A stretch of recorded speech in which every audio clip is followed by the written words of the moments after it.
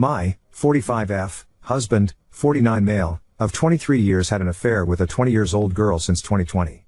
I found out this year when his affair partner gave birth to twin boys in March. Obviously we were going to divorce. We've been hashing things out since. It's been a lengthy process due to some properties in common and we needed to get an accountant since he used the shared account for his affair. Finally things seemed to be getting close to the end when both my husband and the woman he cheated with were killed in a car crash.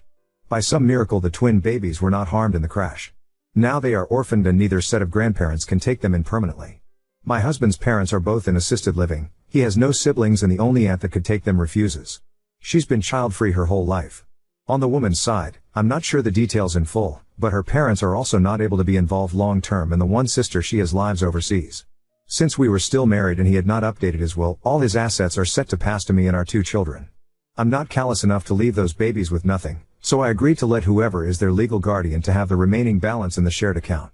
About $25,000 in savings. The issue is no one wants to take them in. Now my in-laws are pressuring me to take them in and raise them. The issue is, I don't want to. At all. I wouldn't love them and I don't want to be the evil stepmother. But I know a big part of me will always have a level of resentment towards them. I will probably favor my own children. It's not their fault, but I truly loved my husband and I thought we were happy before I found out about the affair. We have 2 daughters, 14 and 16. Obviously we had disagreements, but never insulted each other's before. Then I found out about the affair and he began calling me names and blaming me for his cheating.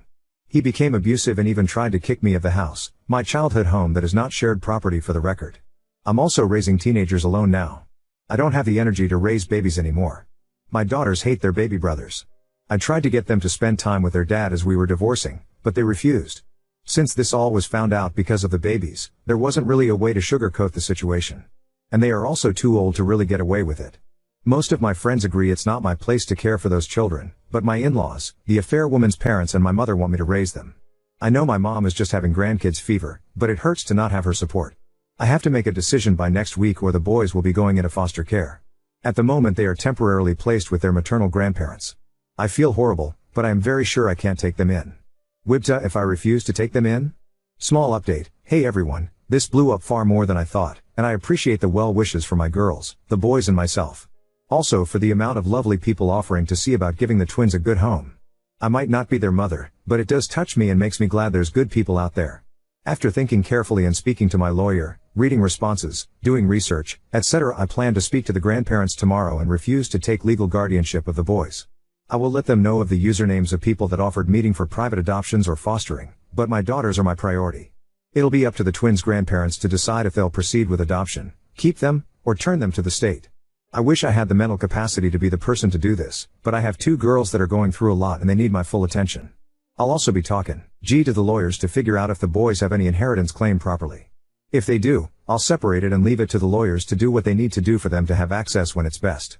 If they don't, I'll find a way to ensure they have access to the $25,000 I was going to give them since the beginning. I won't do more, however. My moral compass might be biased, but I don't believe I'm obligated neither morally nor legally to do more than what the word of law says. I can't help everyone and I shouldn't have to. I have 2 girls that lost their father, 2 girls that need therapy, 2 girls just about to get to college. They've gone through enough without seeing their mother favor the children of their father's mistress. Update 1. So as I said 2 nights ago, I went yesterday to speak to the twins' grandparents. I explained my position and refused to take guardianship of the boys. My mother-in-law almost slapped me when I said that, but thankfully this was all done in a public place and my father-in-law stopped her. The maternal grandparents kept pleading for me to raise them since they didn't want to lose them. I kept saying no, and when they called me selfish, I lost it. I told them to their face the only selfish people in this mess were them and their son and daughter. Their son, my husband, for cheating and then making the divorce hell on me and my girls. Their daughter because she was a WH/re, I used another word, that went after a married man twice her age. I told them if I heard from them again, I would request a cease and desist. I also informed my parents-in-law that they won't have access to my daughters for the foreseeable future. I'll explain why in a bit. We were at a restaurant, but I didn't stay for the meal. I also sent an email to my lawyer so he can ensure CPS and any agency involved in the welfare of the twins is aware I'm not going to be their guardian or be involved. Then I sent an email to my in-laws with all the usernames and websites from people here in Reddit that have offered to do interviews for the twins' adoption.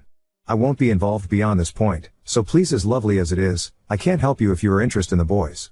Yesterday was the end of my involvement. As for why my in-laws won't see my girls, I spoke to my daughters and decided to find out more about their thoughts before I went to meet the grandparents. My youngest refused to speak to me, which I found very out of place for her. My eldest then asked for just the two of us to speak. That's when she explained that my in-laws had been going on about how the girls need to get ready to go to public school instead of their private school and to get jobs right out of high school, since I will have to provide the twins with private schooling and college money. Apparently they also were told to start moving their stuff to share a room. My girls have separate rooms, since the twins need more space. This was not known to me. Mostly cause that would never happen. Apparently my in-laws have been basically bullying the girls because the babies take priority. Yeah, that's not happening. I told the girls that their grandparents have no say in where they go to school, their college funds, or how the rooms are set in our house. Also that I do agree they could use a part-time job during college and maybe a scholarship, but their tuition will be paid. I told them not to blame the babies for the stupidity of the adults. They told me they understand, but they still don't want to interact with their brothers for now. That for now part gives me hope they'll get through things. For now we're going to do some changes in the house. The girls and I both don't like there's still an office space that my husband used. We're going to make it into a gaming room for all of us. I plan to take down some pictures that have my husband in them and put them in albums for the girls. We just want to make the house more ours. As for people wondering why my girls wanted nothing to do with their father, my daughters were the ones that discovered the affair and told me when my husband took them to meet the twins at the hospital. He had asked them to keep it secret, but my girls told me. After that, my husband began treating them horribly too. He burnt all bridges with the girls. Very tiny update, since there's some people who keep harassing me in PMs. I spoke to a lawyer on Monday. The boys have no inheritance claim until a DNA test is done. After that, their only claim is against my in-laws. The shared account is not considered my husband's individual property, so it's mine. Same with the lake house. Since he had a personal savings account and a life insurance, which went to his parents, that will be the only thing the boys could claim. Obviously this can be changed if it goes to trial, but the lawyer told me with how little my husband left my girls and I, there's very little chance a judge will demand our assets. The lawyer also recommended me to completely end the idea of sharing any money with the boys. That could be used against me to claim I'm taking fiscal responsibility for them and should be considered to be their guardian. I'm dividing the money from the shared account for my daughter's college tuitions. I'm still unsure if I'll sell the lake house or not, but neither the girls nor I are attached to it. Now, please leave me alone about the boys' inheritance. Sad as it is, my husband messed everything up for his children. I'm not responsible for them, nor do I have to sacrifice my assets to set them up for a better life. Another update, there's some good news and some annoying news. The good news is the boys were safely retrieved by CPS from their maternal grandparents and will be placed in foster care until a permanent arrangement is made. I found out when it happened, since their grandparents, and my mother, came to scream at me at work. In all honesty, I'm glad this happened at work and not at home. It's at Amy consider moving, since I don't want my daughters exposed to any of this. An annoyance I had very soon after was getting a call about my inquiries into fostering and adopting. Apparently my information was sent to CPS as someone interested in fostering the twins and eventually adopting. I immediately explained the situation between the grandparents and me, and the operator was speechless at first. She apologized for the situation and told me she would make sure I wasn't bothered about the process. I also got served this morning. My in-laws are suing for grandparents' rights. They are also suing for custody. Apparently they are planning to leave their assisted living, which they really shouldn't, to buy a house that allows kids to get the twins back, and now also want custody of my daughters. My personal lawyer immediately gave me some instructions I won't share to safeguard myself and my daughters from some risks during a possible custody battle. My lawyer and I both suspect my in-laws want the girls to parentify them as caretakers for the twins, since my in-laws have mobility limitations. It will be a cold day in hell before that happens. I don't see CPS placing the boys with them to begin with. Not all is bad news. I'm starting therapy next week and my eldest daughter is once again speaking about the colleges she wants to go to. We still haven't really talked about their father or have them agree to visit his grave. I myself haven't gone there and I'm trying really hard to get used to not calling him my husband anymore. I had nothing to do with the funeral plans aside paying bills, and from what I heard his parents had the epitaph, devoted and beloved husband, father, and son, written on it. I find it a joke. I know it's bad to hold to so much anger and resent, but as soon as I have time, I plan to change his tombstone to remove husband and father. It might sound petty, but I refuse to speak well of a cheater and abuser just because he's dead. My dog, Hares, deserved better, and so did I, and for anyone complaining about me changing the tombstone, I paid for everything at the end. So, stick your complaints you know where. I don't think I'll post another update until the whole mess with the grandparents' right lawsuit is resolved. So to the kind people that have sent support to me and my daughters, thank you so much. Maybe I'll have good news in the future, but for now I'm going back to my old Reddit account. Small disclaimer, to the person that PM'd that I will regret not adopting the twins, I don't regret it one bit. Please either post a public message or leave me alone. I don't deal with cowards that use PMs to avoid being judged. I can't believe I ever had to make a post about my mother, but here we are. My 45F mother, 71F, have a difficult relationship. My mother was an old school traditional wife. She was a homemaker, never did any work outside the house, had far more kids than what I think is healthy, 7 girls and 6 boys. She is originally from Guatemala and came to the US when she was 14. She married my father here, had her family here, and tried to make sure myself and my siblings had old school values. Something she really failed at it. Most of my siblings are as far from my mother as humanly possible. 2 of them sadly passed away. I'm the only one that stayed near to take care of my parents, and since Dad died, I've taken my mother's bills so she can live easy. She's always been a dramatic headache, especially when it came to my marriage. She babied my husband. Always took his side. I only wanted 1 kid, but my husband wanted as many as biologically possible. He had told me he also only wanted 1 when we talked about marriage. My mother helped him mess with my birth control, so I got pregnant with my youngest. I don't regret my youngest daughter, but after she was born, I secretly had my tubes tied. My mother always berated me for being faulty since I only had 2 children. That's not counting age. She berated me for marrying old. I married at 22, she married at 16. My husband was 49 when he died in a car crash recently. We shared 2 daughters, 14 and 16. He was also having an affair with a girl since 2020. The girl was 24 when she died. Together they had twin boys early this year who thankfully survived the crash. My daughters found out the affair first, when their father took them to the hospital to meet the babies and told the girls to keep it secret from me. They didn't, and my husband became abusive towards them and myself. We were in the divorce process when he died. When my husband's affair came out, my mother blamed me. She said it was because I was a working woman that didn't please her husband. That I didn't give him enough children. That I was pretty anymore. I'm not going to say I'm super attractive, but I think I look good for my age. I've kept my weight well enough and I look relatively young for my actual age. But no, according to my dear mother, I wasn't good enough for my husband, who needed a girl closer in age to our daughters than to him. She also was on the group of people angry at me when I refused to adopt my husband's affair children. Her newest crazy is she's trying to find husbands for my daughters. Mainly focused on my eldest. This crazy plan started this week when my eldest came out to us. I had an idea, and I'm happy she felt comfortable enough in this massive mess we're in to still tell me and her sister. My daughter also decided to tell my mother about it. My mother just ended the call. Then called me to scream about how confused and sick my daughter is. She's linked me conversion camps, psychologists that claim homosexuality is a sickness, wackos in my opinion, political articles, etc. She even wanted to see about doing an exorcism. I told her to stop it or she would be in no contact with my in-laws. She stopped for literally 24 hours. Next thing I get is a Facebook message from a man in his mid-20s asking if it was true that I was looking to marry out my 16-year-old daughter. I told him he was sick and blocked him. I got 6 more through the night. Then my mother called saying she found husband prospects for my girls. My high school-aged girls. Angry has been an understatement. She even gave some of these men my daughter's cell phone numbers. We're all getting new phone numbers tomorrow, and I had the girls put their social medias into private. I don't know what part of the brain is broken in my mother's brain. I had the girls block their grandmother and everything, and I'm stopping payments to anything that my mother needs. I know I need to call the cops. I just never thought I would need to call the cops on my own mother. It's been only 2 weeks since I had to cut my in-laws. I'm just exhausted. And please, do not think this is a normal Hispanic thing. It's not. My aunts are amazing women, most of them also homemakers. They are actually on my side of cutting off my mother and calling the cops. They even suggested for my daughters and I to move closer to them in another state. This is just my mother being insane. Small update, we went to the police today and they took all the information I had. The officer we spoke was incredible and immediately helped my lawyer with all that was needed for a temporary row. We'll be filing it this week and hopefully get it within the month. After we'll focus on a permanent row. This is on my mother and any third parties on her behalf. The officer was also kind enough to offer to check on us and our house at least once a day. School has also been notified of the situation, and one of my brothers is going to come live with my daughters and I until we decide if / when we move. I can't just up and pack everything since I still have a job and my girls are in the middle of the school year. For now we're safe and my girls have new phone numbers. Update 2.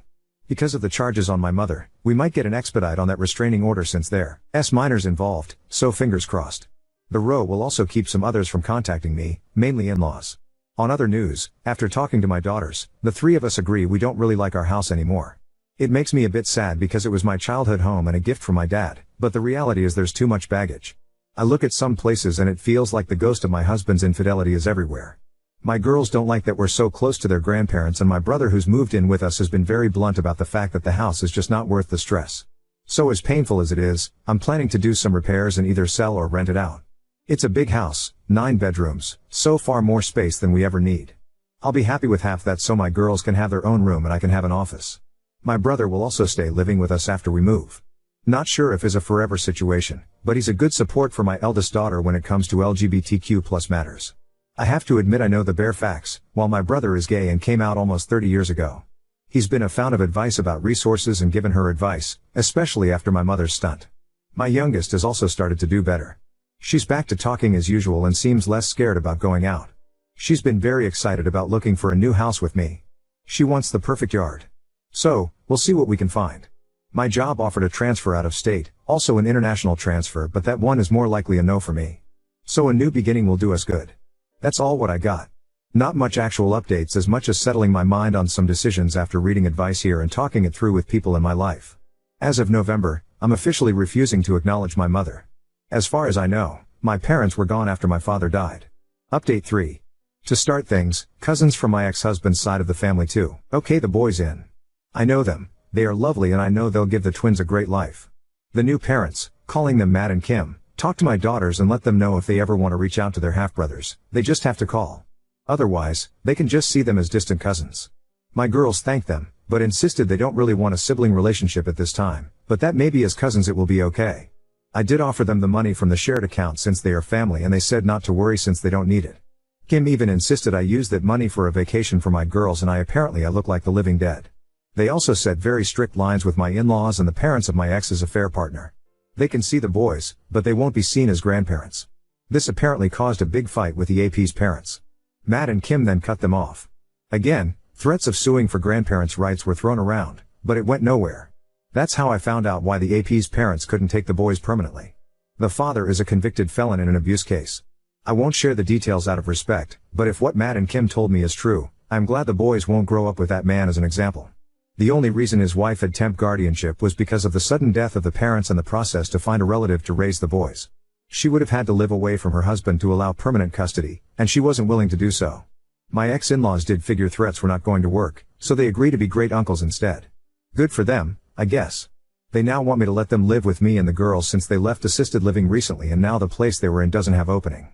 This place has a long wait list and the only reason they got in originally was because my ex and I offered to pay 5 years in full.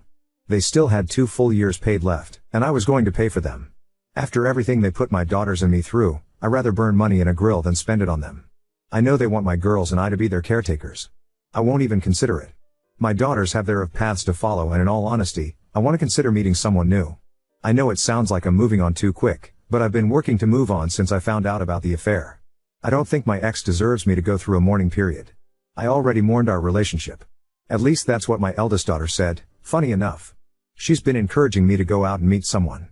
We still have that custody lawsuit from my ex-in-laws going and a few other issues that I will update when I have more, but I wanted to at least let everyone know the boys are safe and together.